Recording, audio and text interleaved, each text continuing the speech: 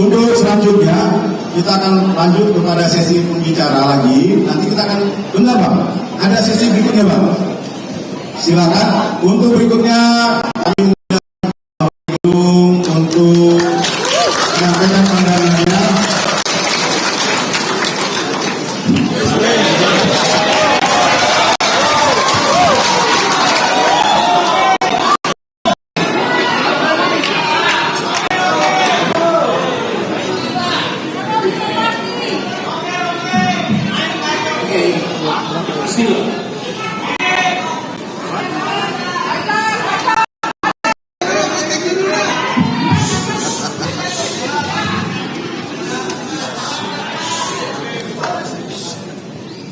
Problem bangsa ini banyak orang berebut bicara tapi nggak mau berebut berpikir.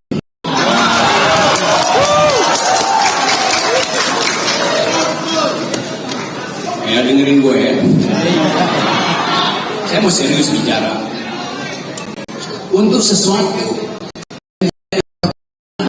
sejak besok pagi. Kalau kita gagal mengucapkan dalil hari ini, tidak ada lagi pertemuan berikut para aktivis. Ini ukuran terakhir kita. Karena itu produksi pikiran, kemarahan. Judulnya memperingati reformasi salah satu aktivis. Judulnya itu salah. Yang kita memperingati reformasi bukan memperingati.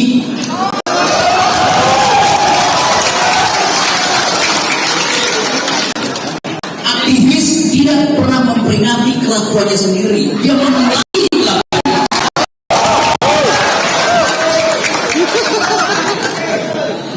Apa kelakuan kita di 98? Pengembangan rejim. Aturan Soeharto. Tidak ulangi kelakuan itu hari ini.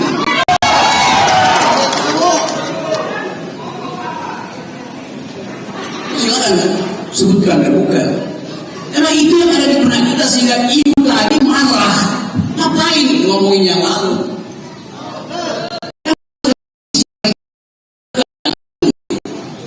Pembandingnya ada di situ. Kalau kita dengar orang yang tadi dan kita akan dengar lumayan panjang lagi, Daeng, Melki segala macam itu, ada semacam presiden sedang bergerak ke arah paradigma baru ekonomi. Bergerak ke arah. Pertanyaannya dia mau nggak meninggalkan yang lama?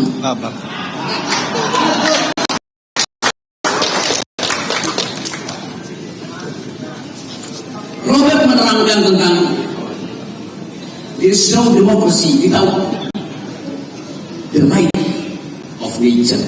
Hak pohon untuk berdiri. Tidak dijadikan pelet kayu. Oligarki. Kita mau coba lihat itu. Kalau soal demokrasi ekonomi mengarah pada sosialisme, saya tanya sekarang, yang ngerti tentang apa yang disebut sosialisme dalam pengertian akademis berapa orang? Termasuk yang ada di kabinet. Kalau itu tidak ada, maka tugas kita mengganti mereka yang do not speak socialism. Itu yang namanya perubahan paradigma. Kita mau coba lihat itu hari ini. Coba kita bayangkan, kita bicara reformasi, tapi sebetulnya kata itu kata yang paling lemah yang pernah kita buat dalam sejarah politik Indonesia. Di awal kata yang muncul di kalangan gerakan mahasiswa dari LBH, ITB, UI, UKI, tempatnya Eli, ISN, walaupun dia bukan belajar sosiologi, tapi kata yang muncul adalah revolusi, bukan reformasi. Tapi pada waktu itu kita gugup untuk pakai kata itu, karena soal itu kata kiri. Memang kata kiri. Itu kata yang maha kiri hari ini. Tidak ada lagi yang perlu kita khawatirkan. Akibatnya, kalau kita tidak berpikir maksimal, Kita inginkan revolusi, tapi kita takut bahkan mengucapkannya di 98. Lalu kita cari cara. Kita pakai istilah reformasi total sebagai pengganti dari revolusi. Padahal sebetulnya mental kita ingin revolusi. Revolusi artinya perubahan kualitatif. Dari satu rejim ke rejim lain, kualitasnya berubah. Reformasi itu perubahan kuantitatif. Yang berubah susunan manusia, bukan alam pikiran yang berubah. Jadi kesalahan epistemik pertama kita di 98 adalah takut mengucapkan revolusi, lalu mengganti kata yang lebih lembek, reformasi. Tapi supaya terlihat radikal ditambahin reformasi total. Akhirnya di situ. Bahkan tidak semua mahasiswa 98 mau pakai reformasi total. Teman-teman Fahri Hamzah curiga pada waktu itu, kami curiga. Ini juga mengarah pada revolusi dan kekiri-kirian. Lalu mereka pakai istilah reformasi damai. Lihat banner di kepala itu. Reformasi total itu anak-anak KBU itu. Reformasi damai anak-anak PKS pada waktu itu. Kami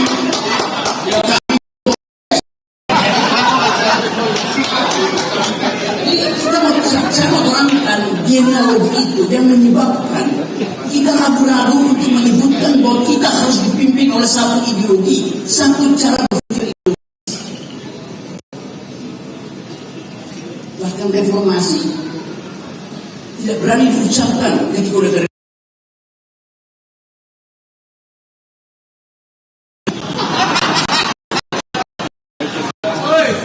yang bijak doang. Itu mesti ambil risiko itu. Jadi kita tidak pernah berpindah dari rejim ke rejim. Transformasi demokrasi. Transformasi itu adalah gerak keluar dari otoriter masuk ke demokrasi. Ini dua langkah. Gerak keluar dari baru gerak masuk ke transformasi. Baru keluar dari takut masuk ke. Itu mesti ada koalisi yang isinya itu bertambah, yang sebetulnya tidak diperlukan lagi terpilih. Dia bilang saya dipilih oleh rakyat, koalisi itu cuma tiket saya mau ganti ideologi kabinet. Kalau ditanya Golkar sosialis apa tidak, PKS sosialis apa tidak, PAN sosialis apa tidak. Jadi kalau Jokowi lagi, kalau Prabowo menginginkan satu jenis transformasi baru, dia harus melengkapi struktur politiknya dengan ideologi itu. Biasanya kan, bilang cuaca yang berat. Walaupun kau saya tadi, apakah SBY menginginkan sosialisme? Betul. Tapi pasti dia ingin yang diucapkan Pak Robert tadi, ada demokrasi baru yang menghargai lingkungan. Sekarang kita bicara soal itu. Kita tidak bicara lagi do you speak Dutch, do you speak English, do you speak French, do you speak environmental ethics, do you speak feminism. Kan itu yang kita perlukan hari ini. Sekarang kita tanya, Gibran, do you speak feminism, do you speak environmental ethics.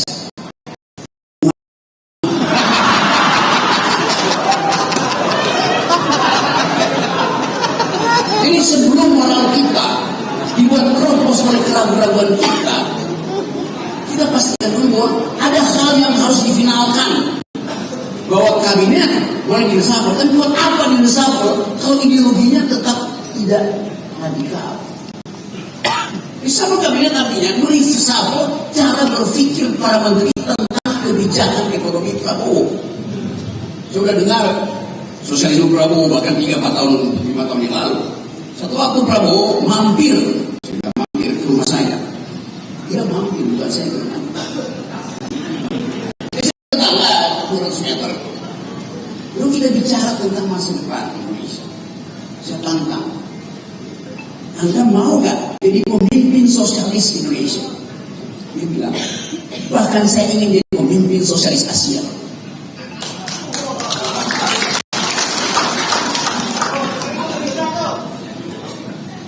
pohon-pohon pinus saya bisa merekam, hanya pada si pinus. Dan saya dukung, karena memang kita memerlukan jenis ekonomi baru. Yang baru 2 tahun lalu, baru tahun lalu mau kita praktekkan karena ada krisis global. Jadi kita bisa katakan dia Prabowo visioner, dia mampu mendeteksi satu waktu akan terjadi perubahan cara berpikir yang disebutkan dengan bagus tadi orang degrowth. Dan itu yang intikan keadaan ekonomi dunia. Pendiri Davos yang setiap tahun berunding tentang bagaimana kapitalisme dipertahankan melalui World Economic Forum itu, akhirnya sadar bahwa kalau terus ada growth maka bumi ini rusak. Seperti 2 tahun lalu dia bicara begitu. Siapa pendirinya itu? Klaus Schwab. Dia bicara begitu. Tokoh yang paling bertanggung jawab dan menginginkan dunia diatur oleh para kapitalis akhirnya paham bahwa tidak mungkin pertumbuhan maksimalkan lagi daya dukung bumi selesai. Jadi contoh semacam ini mestinya dibicarakan. Apakah Sri Mulyani paham sosialisme? Pasti tidak. Siapa teman Sri Mulyani? Tapi dari segi cara berpikirnya pasti tidak.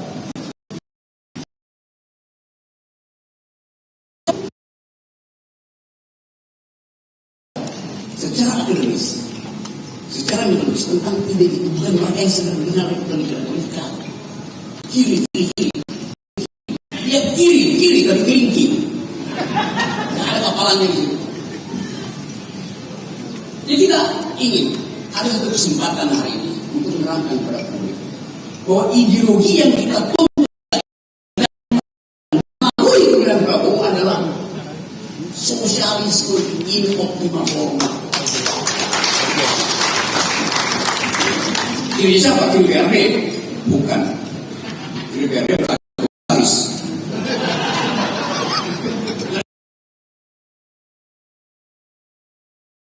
Presiden itu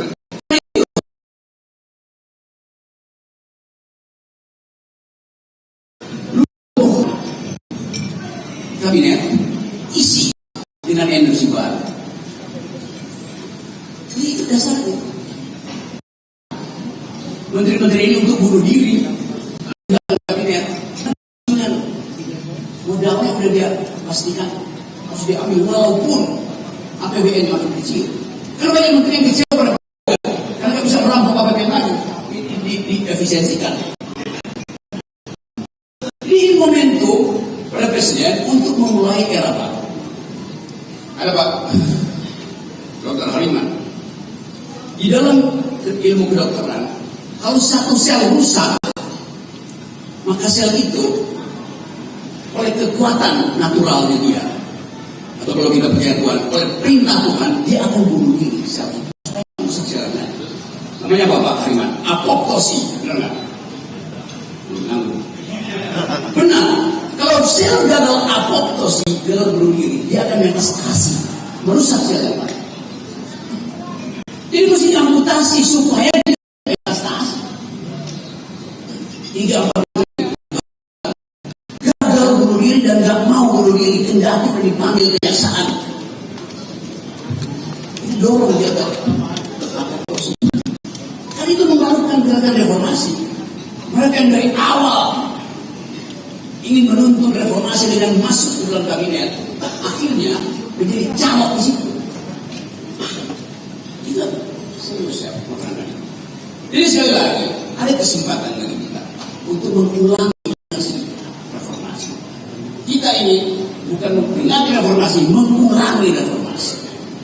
Kelakuan kita mesti tiba di situ. Jadi sekali lagi kesempatan ini kita pakai justru.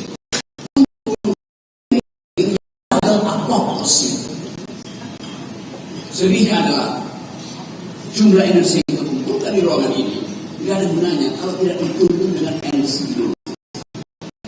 Jadi ya kita mau lihat impact dari ASEAN ini 2000 ke depan Kalau saat ini Haris Mati tidak berani bicara dengan presiden.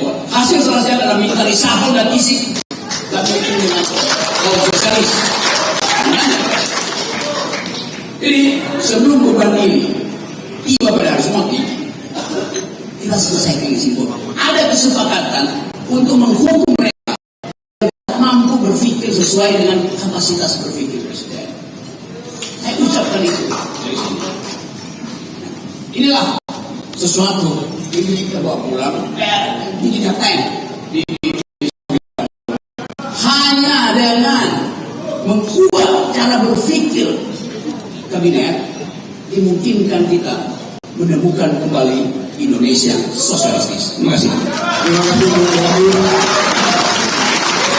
Ya, sikapnya fasilitator harus melakukan refleksi terhadap refleksinya tentang tema ini.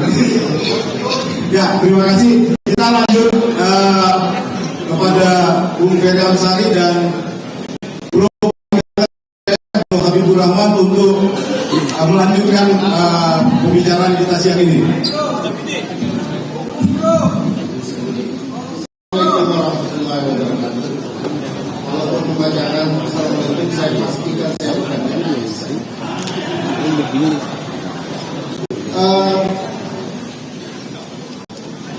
saya lihat banyak sekali para senior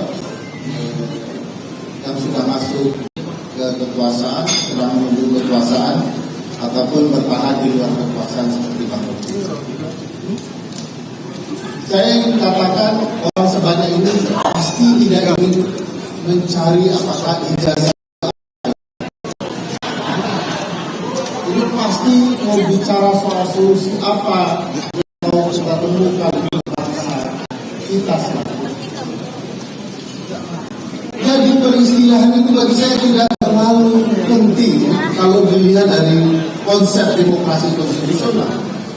Tidak ada yang perlu lebih dahulu diakselerasi karena kedua-duanya penting, demokrasi politik maupun demokrasi. Pertanyaan besarnya, demokrasi ekonomi apa yang mau kita perjuangkan kalau kemudian apa-apa yang disebutkan di dalam Undang-Undang Dasar tidak pernah ingin terwujud. Misalnya pasal 33 ayat 1 perekonomian disusun sebagai usaha bersama berdasarkan azas kekeluargaan. Nah, ini keluarga siapa sampai hari ini masih menjadi misteri. Jangan keluarga Jokowi semua. Nah, ini sulitnya kalau meminta Rocky ngomong dulu. Di Minangkabau Bapak itu datuk setelah bicara kesimpulan sudah terjadi orang keluar. Padahal belum tentu omongan beliau itu benar-benar aman. Kita lihat pasal 33 ayat 2, ya. Cabang-cabang produksi penting bagi negara yang berkaitan dengan hajat hidup orang banyak dikuasai oleh negara, bukan dikuasai oleh bagi saya. Penting yang mau harus dilakukan oleh Presiden Prabowo adalah mengubah dan memastikan agar demokrasi konstitusional kita wujud, termasuk di dalam bidang ekonomi. Masalah besarnya adalah seluruh menteri-menteri ekonomi adalah orang Jokowi.